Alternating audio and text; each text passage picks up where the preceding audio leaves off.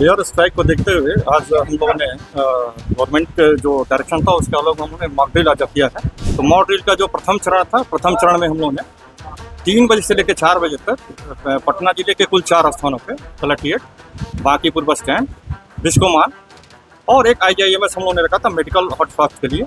ये 4 जगहों पर हम लोगों ने मॉक ड्रिल किया है। मॉक ड्रिल में हमारी NDRF, SDRF, civil defence, NCC, अग्निशमन विभाग और की सारी टीमें और पुलिस विभाग, प्रशासन, सारी टीमों ने मिल करके ये मॉक ड्रिल किया। 4 जगहों को मॉक ड्रिल में हम लोग बताना चाहेंगे कि जैसे पटना जो कलेक्ट्रेट में है, कुल 20 लोग फंसे हुए थे। 20 लोगों में से 17 लोगों को निकाला गया प्रथम चरण में, जिसको प्राथमिक उपचार के बाद छोड़ दिया गया। उसमें से 3 NDRF के द्वारा जो काट कर उसमें से रेस्क्यू करके निकाला गया, वो लोग गंभीर हालत में थे। उनको हम लोगों ने IGMS रेफर कर, यहाँ से IGMS मेडिकल द्वारा रेफर किया गया, तो IGMS भेज दिए हैं।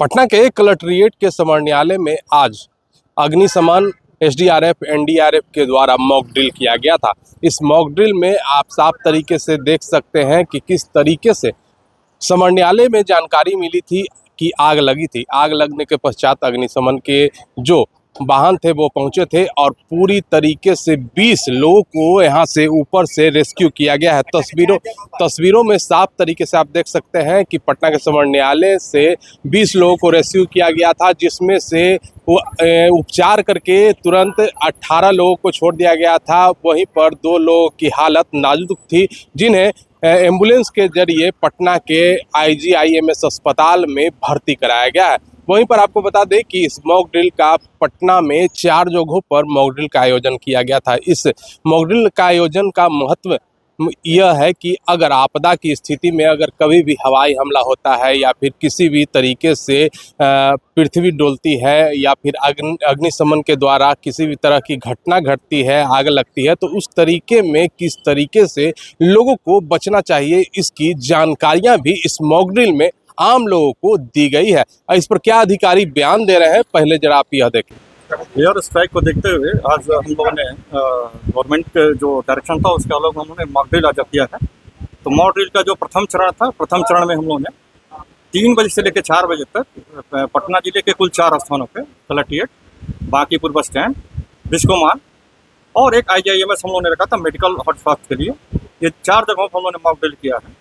मॉक ड्रिल में हमारी NDRF, SDRF, civil defence, NCC, अग्निशमन विभाग और की सारी टीमें और पुलिस विभाग, प्रशासन, सारी टीमों ने मिल करके ये मॉक ड्रिल किया है।